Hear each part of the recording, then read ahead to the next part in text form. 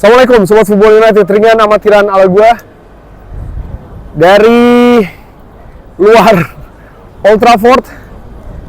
Baru saja gua selesai nonton pertandingan. Gimana ya review pertandingannya? Tanpa Ugarte, tanpa Bruno Fernandes, terlihat memang menurut gua ada perbedaan kualitas, terutama tanpa Ugarte. Tadi Joshua Zirkzee yang dimainkan dari awal sebagai gelandang serang, menurut gua tidak berfungsi. Lalu juga sebenarnya duet Casemiro serta Christian Eriksen pun juga di babak pertama agresivitasnya, determinasi serta intensitas secara keseluruhan, kualitas lini tengahnya menurut gua buruk.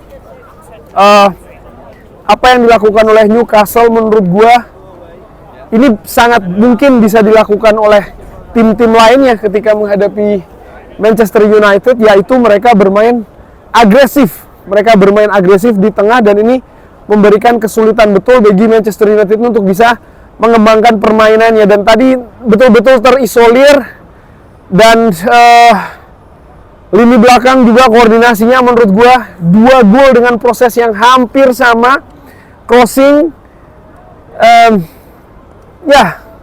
dan dalam tempo berapa lama tadi? Kurang lebih 20 menit, kurang lebih kebobolan 2 gol di kandang sendiri menghadapi Newcastle, tim yang sedang naik daun, tim yang sedang dalam performa juga yang bagus. Ini bukan hal yang oke sebenarnya ya. Gua sebenarnya tadi di stadion berharap Manchester United bisa tampil lebih agresif, bisa tampil lebih tajam, bahkan kalau bisa tampil unggul duluan di pertandingan sulit seperti tadi menghadapi tim yang memang sedang dalam performanya sangat baik ya, Newcastle United. Di babak pertama menurut gue juga banjir kesalahan, terlalu banyak kesalahan yang dilakukan oleh para pemain Manchester United. Mereka sudah kalah agresivitas, mereka kalah determinasi, mereka kalah kualitas, tapi mereka secara individu pun juga melakukan terlalu banyak kesalahan, sehingga babak pertama sangat-sangat buruk menurut gua. Dan mungkin beruntung Manchester United hanya kebobolan 2 gol di babak pertama tadi. Newcastle punya peluang yang cukup banyak sebenarnya jika mereka lebih tajam lagi, jika mereka mungkin lebih beruntung sedikit ya. Di sisi lain Manchester United pun juga tadi bukannya tanpa peluang. Ada Rasmus Højlund tadi kalau nggak salah di babak pertama, tapi sayang tidak bisa dimanfaatkan dengan baik ya peluang yang ada. Dan sebenarnya di pertandingan sulit seperti tadi, memanfaatkan situasi-situasi kecil itu bisa berarti sangat besar, tapi sayangnya Manchester United tidak mampu untuk melakukannya. Dan di babak kedua, tadi di babak pertama ada pergantian yang dilakukan oleh Ruben Amorim, memasukkan Kobbie Mainoo, memang merubah jalannya situasi, tapi Newcastle sudah lebih nyaman. Sebenarnya momentum bagi Manchester United itu ada pada babak kedua, sekitar 15-20 menit masuk babak kedua. Mereka tampil menekan, mereka agresivitas tinggi, mereka tempo mereka naikkan, kualitas lini tengah mereka lebih bagus, mereka lebih dominan, mereka memiliki beberapa peluang, tapi lagi-lagi ya, either antara kurang beruntung ataupun juga kurang tajam. Oh ya, tadi di babak pertama pun ada juga peluang dari seorang Casemiro yang sayang sekali tidak bisa dimanfaatkan.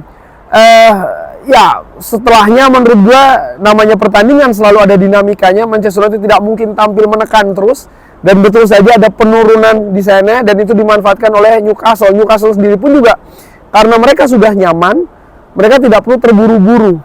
Nah, ada satu hal lagi tadi yang gua lihat di pertandingan, bahwa nyali dari pemain Manchester United, terutama dalam situasi 1 lawan 1, sisi kiri tadi, Diogo Dalot maupun setelahnya Alejandro Garnacho, di situasi 1-on-1, mereka sering sekali tidak berani untuk mencoba melewati ya, dribbling atau apapun. Mereka tidak berani, ataupun kombinasi. Yang mereka lakukan adalah kembali lagi ke belakang, salah pengertian.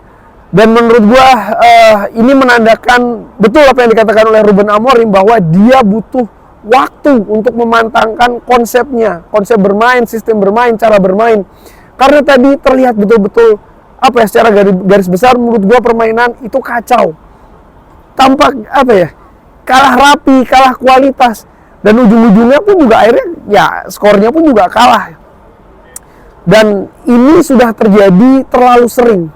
Di sisi lain ya, tadi di babak pertama di starting 11, Ruben Amorim yang menempatkan Joshua Zirkzee, lalu setelahnya digantikan. Menurut gua ini juga menunjukkan bahwa dia pun juga masih dalam tahap mereka-reka. Dia pun juga tahap masih belajar ya, dalam tanda kutip belajar, berusaha untuk mengetahui bagaimana tim lawan, bagaimana tim sendiri. Dia perkirakan dengan menampilkan Joshua Zirkzee tadi di babak pertama, maka situasinya akan lebih baik, tapi ternyata tidak demikian. Belum selesai babak pertama, lalu pergantian pemain lagi. Yes, Joshua Zirkzee tampil tidak bagus, tapi di sisi lain juga gue punya tanda tanya besar ya. Kenapa Joshua Zirkzee yang dimainkan? Padahal ada pemain-pemain lain misalnya. Dan memang ketika Joshua Zirkzee diganti oleh Kobbie Mainoo, ada permainan yang lebih bagus lagi. Ya, secara keseluruhan menurut gue memang seperti yang diperkirakan bahwa laga ini akan jadi laga sulit. Seperti diperkirakan juga oleh banyak fans mungkin bahwa Manchester United tidak menang atau bahkan kalah. Tapi di sisi lain ini menggambarkan bahwa ya inilah keadaan Manchester United di musim ini, bahwa ya mereka masih jauh menurut gue dari kualitas apa yang diharapkan. Mudah-mudahan apa ya, akan ada perbaikan di laga-laga selanjutnya sehingga hasil positif bisa didapatkan. Gue tadi di stadion gue bisa merasakan betul bagaimana frustrasinya fans, mungkin sobat Football United yang nonton di rumah, ataupun mungkin juga yang nonton di live score, ataupun mungkin yang baca berita, itu pun juga frustrasi ya. Tapi tadi di stadion, apalagi kebetulan gue tadi bertempat di Stratford End, ada banyak akamsi di sana. Mereka betul-betul merasakan frustrasi dengan cara bermain Manchester United, gregetan begitu.